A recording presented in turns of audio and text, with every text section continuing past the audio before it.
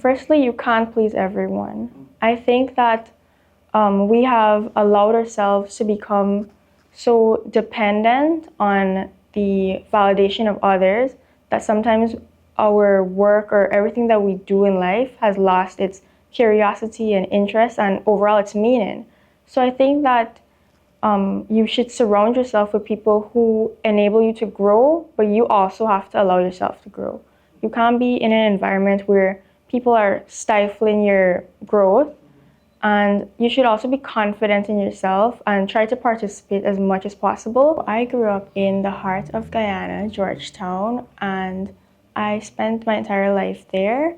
So being in a town environment, I was able to see a lot of this bustling environment and, be able to engage with a lot of people and interact with them.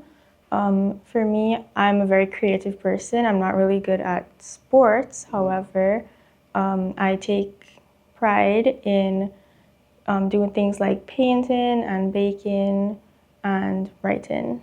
So I think that poetry found me before I found it. Like I said, it starts with really small steps for me or small sparks.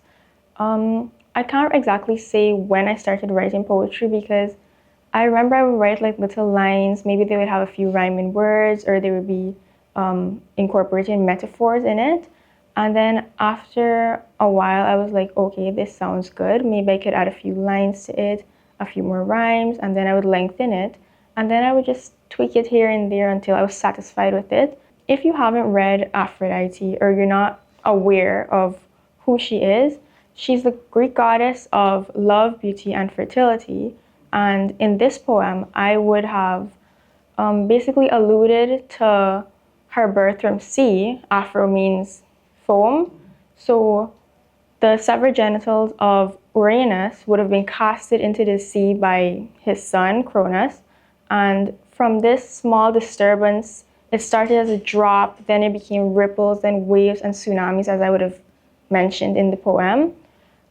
It basically talks about how this destruction can create something so beautiful and so whole and complete. My writing, I'm hoping for it to be something that people who feel like they don't have a voice, they're able to somewhat relate to my work and they feel less alone. Even if they don't come forward to say that they relate to it, they feel as if there's someone else who can understand how they feel. This topic of domestic violence, although some people may argue that it is a cliche topic, I think that it's still important that we continue to highlight it because, as I said, I want these people who feel vulnerable or alone to have a voice or to know that they're not alone in this situation. And I think a lot of persons sometimes, in my short story, I would have mentioned physical abuse, but I also I would have described it in such a way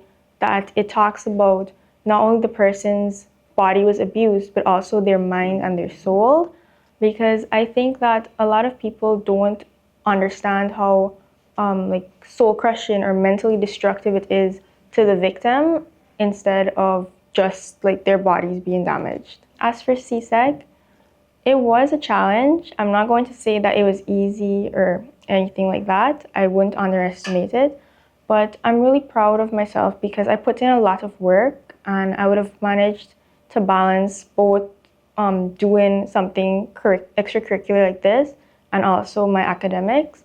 And I think that I'm going to continue doing that. I aspire to be a pediatric cardiologist because I have a passion for helping others, especially children with heart conditions, and I do want to ameliorate the conditions that they currently have and better it. For me, after winning this Guyana Prize, I'm a lot more confident in my abilities to write because I think that more people would want to see my work, or I'm hoping so.